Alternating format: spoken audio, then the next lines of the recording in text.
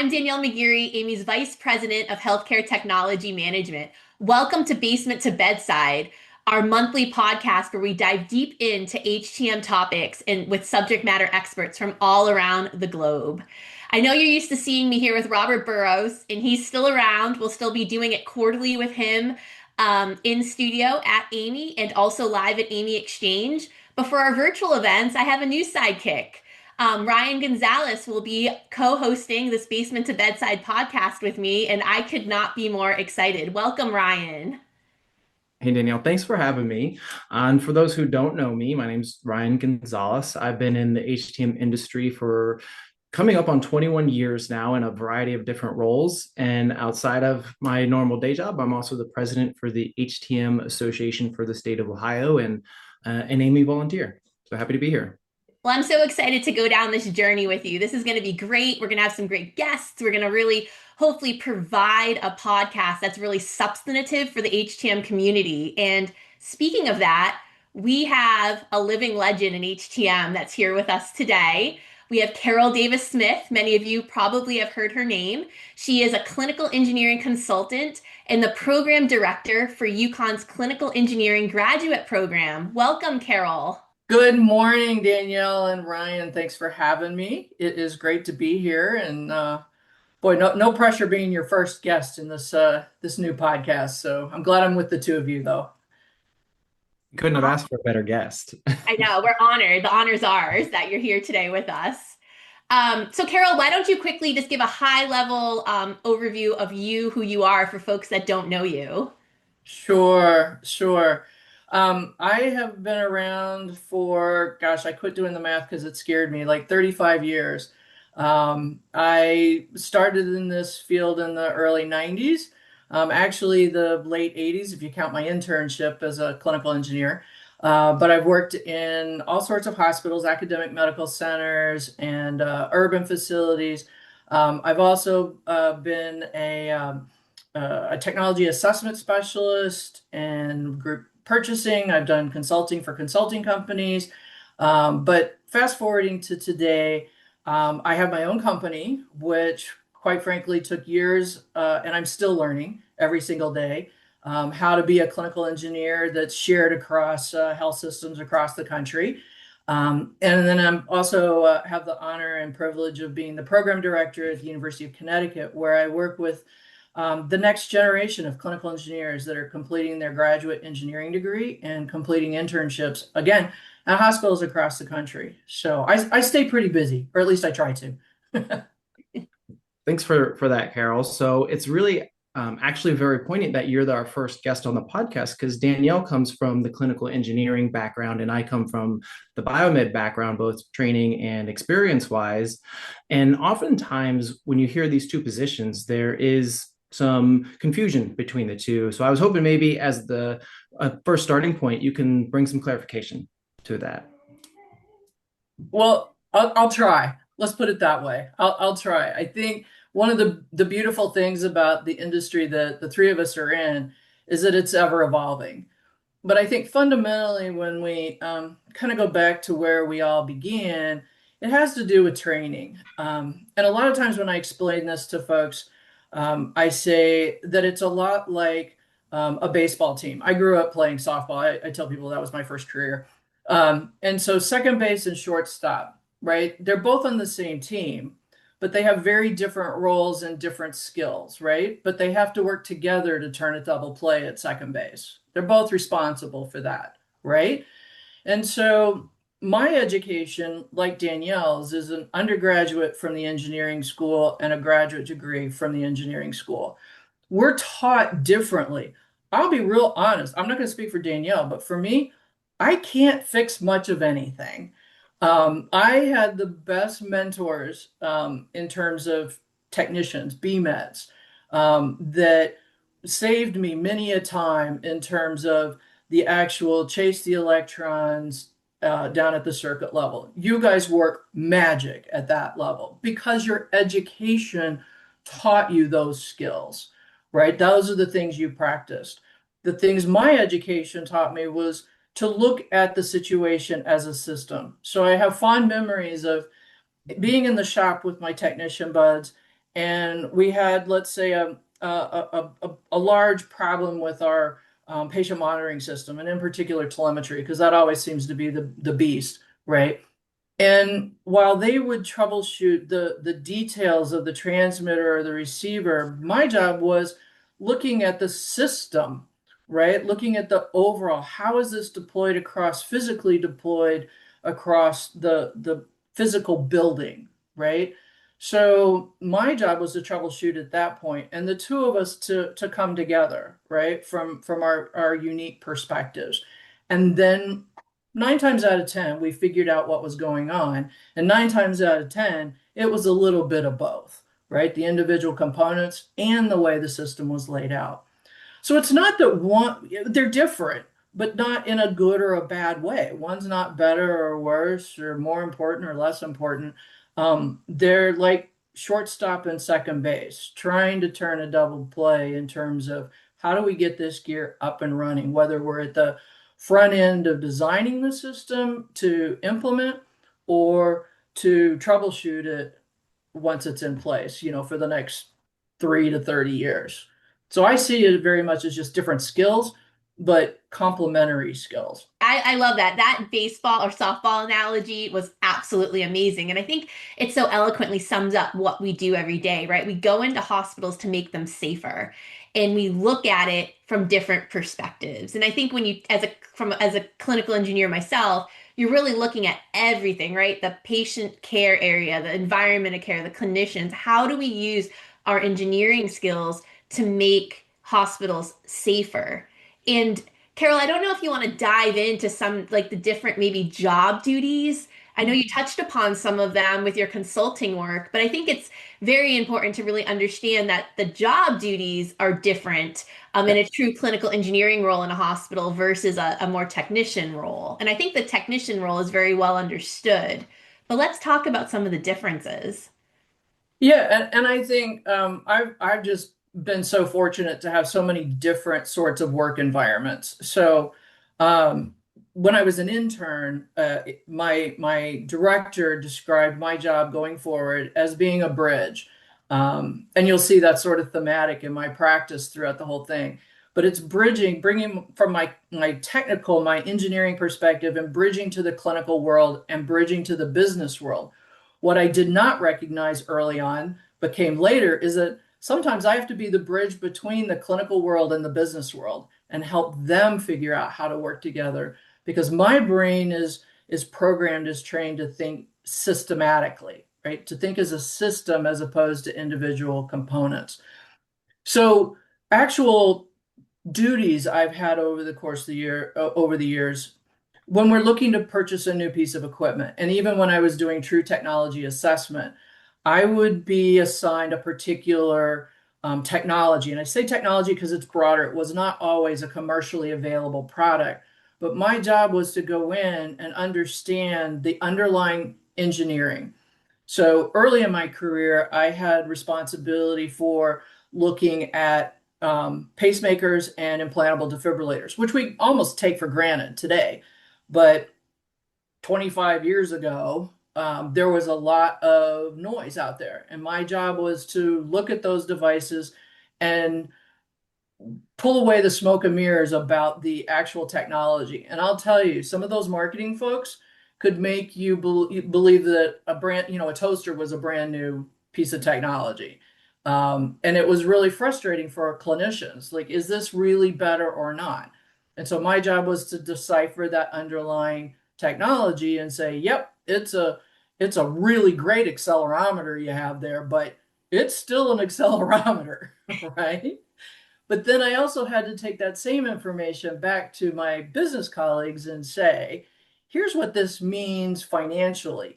These are devices that are or are not reimbursed.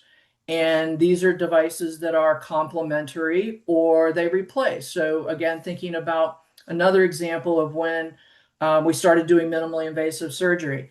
Again, something we take for granted today.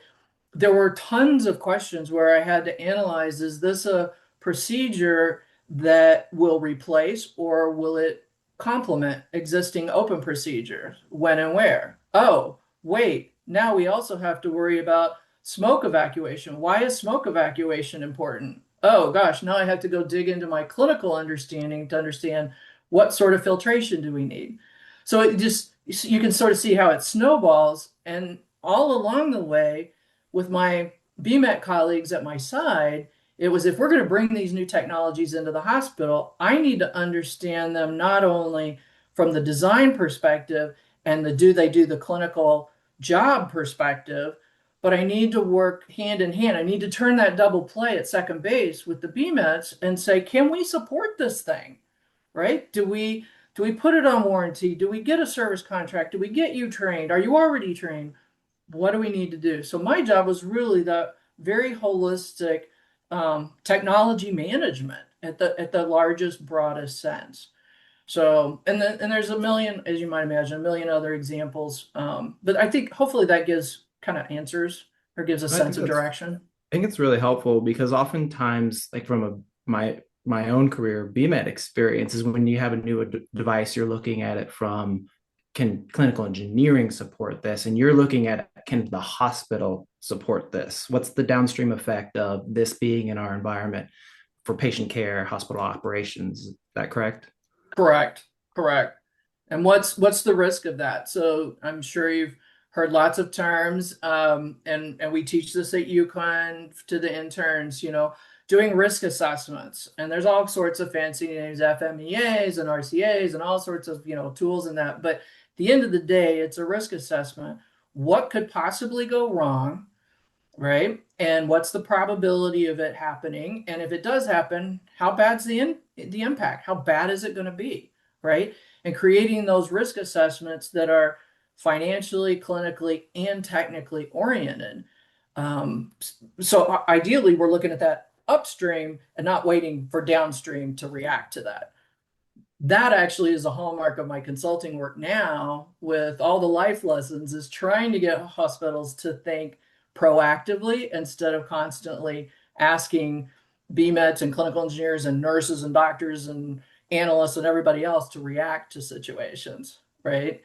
And so that, like, you and I got to work together at Ohio. That was one of the reasons I was so excited about doing that strategic planning workshop with you guys, was to get folks to think outside, to bigger, outside of their little cubicle, so to speak. What are the bigger things? Not that they have to do it every day, but to remember there's a bigger context that we need to be aware of. And that was a great session. So for those who aren't aware, she did a 3 hour strategy session for the HTMA Ohio Association. And really the goal was within a lot of folks in that room, there were a lot of hospital shops that do not have a clinical engineering on I staff. was going to say that, Ryan. I was going to talk. My next question was going to be about staffing. So you took the words out of my mouth. Yeah. So I'm excited you brought this up. Absolutely. Ask away. No, I don't. I was just going to say, I think part of the reason why folks don't really, not everyone in the field understands the role of a clinical engineer is that if you're at a small rural or critical access or even a small or medium-sized hospital, a lot of those programs don't have a clinical engineer on staff. It's not until you get to the larger systems like Mayo Clinic, Kaiser Permanente, Brigham and Women's, Hartford Hospital, like a lot of those where you start to see the clinical engineers pop up. What advice, Carol, do you have to, Yeah. hospital staff that maybe don't have a clinical engineer on staff? What would you say to them? Yeah, well, I've said a lot over the years. Some of them are And we're never probably tired of tired. hearing it, Carol. So, I think it comes down to awareness, right? And this sort of, hopefully this podcast will be helpful. I did a session a few years back, and it had a number of my HTM manager colleagues come up to me afterwards and say, "I had no idea that's what you did. I had no idea that's what a clinical engineer did." I'm like, "Have you not been listening to me for 30 years? Like, really?" Because all my sessions are like anyone else's, are about the things I do. And so even in my consulting work, I say, when people tell me, "Oh, I really appreciate this work," I said, "Well, I'm just one person. If you want to keep this going, you need to hire somebody like me on your team." So a lot of times I think it's demonstrating, so that folks have a very tactile almost understanding or awareness of what a clinical engineer can do. And Danielle, I hate to say this, but um, the vast majority of health systems, regardless of size, do not have a true clinical engineer working on their team, big Yeah. or small. And it's frustrating because we know how. Well, let's go back to the analogy. I, I played catcher and second base. So if there's no second baseman, there's a huge hole. I know that from both perspectives, right? Like if I was catching and not playing second, if there's not a second baseman there, I'm like, we have a huge hole on the right side of the field. And so that's what I see when I look at these health systems, and I try to share with them these analytical risk assessment sorts of activities. Um, but I think it just takes everyone to tell this message.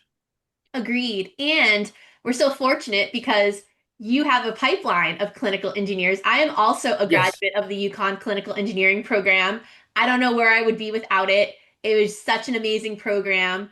And, I'll let Carol talk a little bit about it, but clinical engineering, this program started up in the Hartford area under Joe Bronzino back in the 70s. It was originally at Trinity College in Hartford, Connecticut, moved over to RPI for a little bit, and then moved over to UConn when they took it over. It's been going on since the 70s. There are probably 1,000 of us that have gone through this program by now. We are all over the country. But Carol, why don't you plug it? Yep. Yeah, no, and that would be interesting to know exactly how many folks Yeah, have been I in don't know. this I just made it program. up, but I'm assuming it's got to be close to 1,000 by now, It's right? it's at least hundreds. It's at least Hundreds, hundreds. I yeah. mean, keeping in mind that very, very early, much like probably the BMET programs, is there were very few people, like Yeah. two maybe in a year. But But it And is it's grown over the crazy. years. Yeah, because when I talk to people here and there, people be like, I went through the program and there's a lot of us out there that you don't even Right, realize. But yes, sorry, right. keep going. Yeah, no, it's so as I mentioned before, it's a graduate level. So all of the students in the program have an undergraduate engineering degree.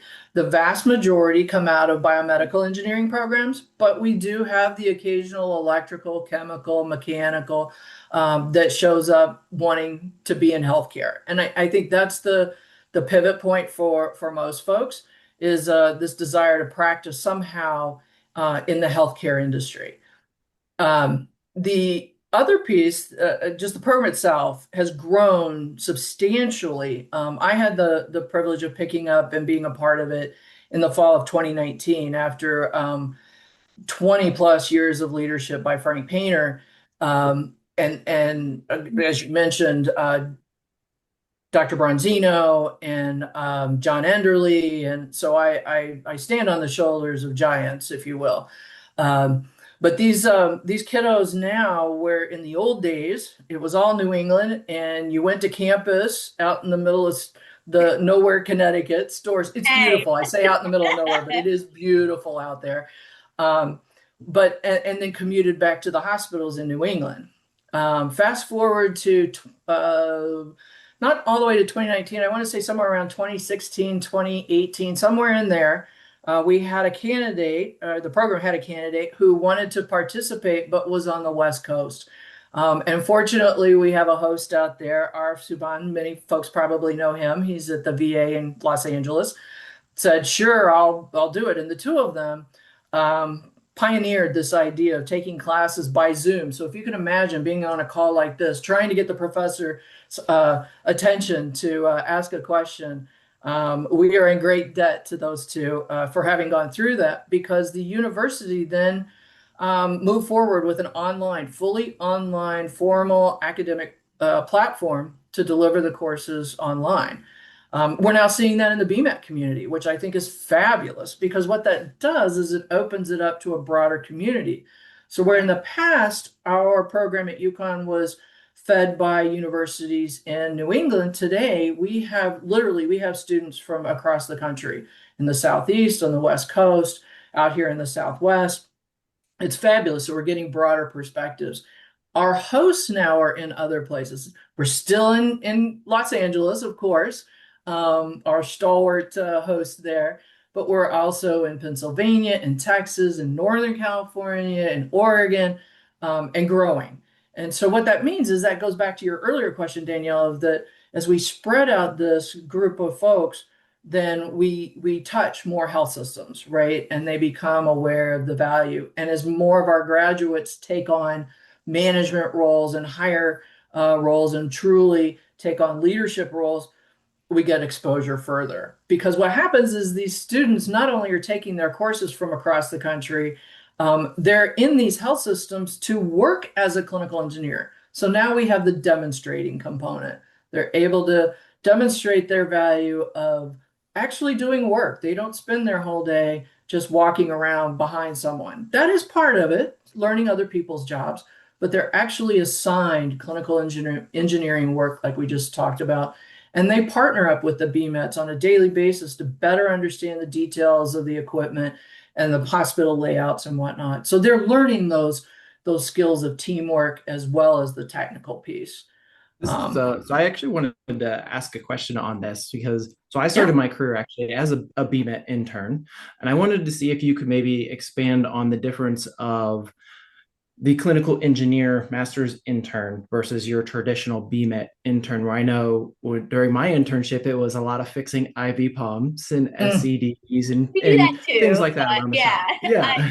I mean, I cannot Carol, but I can speak from my internship. I shadowed I did it at Hartford Hospital, forever indebted to them. I shadowed every BMAT in every department. I mean, I remember they put me up in Mhm. respiratory and the technician took the blender apart and said, put it back together and left it there. So like, we did get the technical training, but I also served as a medical equipment planner. At the time, Hartford Hospital had a program called Hartford Hospital 2020. Now we're dating ourselves, but they wanted to renovate every care unit by 2020. And I got to work with all the architects, the designers, and really run those projects as the equipment planner. I would make sure that there were outlets behind the monitors, gas manifolds where they needed to go, provided them cut sheets to look at the different sizes to make sure everything fit. And then I also worked with the mechanical, electrical, and plumbing. And then I was on site during all the construction. I still have all my hard hats, making sure that everything went in where it would go, handling the installation of the telemetry patient monitors. And there at Go Live, I even got to cut the ribbon once. It was pretty exciting. So, Oh, so you're really thrown in, Carol. I don't know, but it's so yeah. great.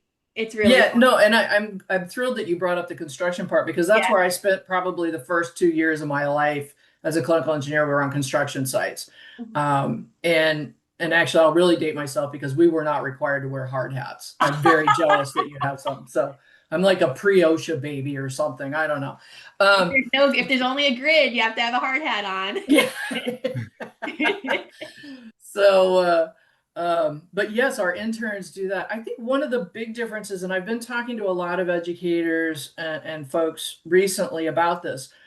At the UConn program, it has always been you are an intern over the course of the whole academic program. So 4 academic semesters in the summer in between. You're working those hours. You're working 20 hours a week. Most folks are there much longer than that, but you're contracted, so to speak, for 20 hours a week during the academic year and 40 hours for that summer in between. I honestly think the BMETs, you guys get short shrifted because a lot of the programs I see, it's almost more of an externship. Like here's 3 months to learn your life, right? And I think that's long enough to figure out how to get to and from work and not get completely lost in the hospital, right? I would love to see every program have this sort of, and quite frankly, not just engineering. I think it's a way to learn life lessons, right? And not just be graduate from your program, whether it's an associate's degree or a graduate degree or something in between. Just getting thrown into the deep end of the murky, churning, dark pool is overwhelming a lot of times. So I My think, Danielle talked about the activities. It's all the activities that I talked about that I've done before. They're given assignments that are analytical, they're system based, they're construction based. Um, Capital they're planning, they yeah. they do that. All of the coursework is set up so that the projects and assignments that you get in your coursework are things that you have to go back to your hospital and do. I personally give a project that says you need to write up a report, so to speak, and a presentation about any project. I don't care. You can even submit it to another class. I don't care. But what if you had to present this write up to a publication or to your senior director, but it had to be written up as a report? What if you had to present this as a presentation in a meeting? What would that look like? So it's all very practical in that way. You get the theory and the practice, and we try to make that bridge. Again, there's that theme back of bridging different worlds. The big theme that I hear from you is that there was a defined plan of the Yes. internship. And I think, and I know from my perspective, that's what I was missing. I was thrown into a biomed shop for 2 summers and they didn't have a plan. It was, hey, Keith is going to go do some lab stuff today. You should follow him. Or Jerry's doing some anesthesia, go follow him. And there was no defined, like, we want you to learn all of these different things and how they apply. So it sounds like to me, like, whether you have a biomed intern or a clinical engineer intern, that's really the ultimate goal.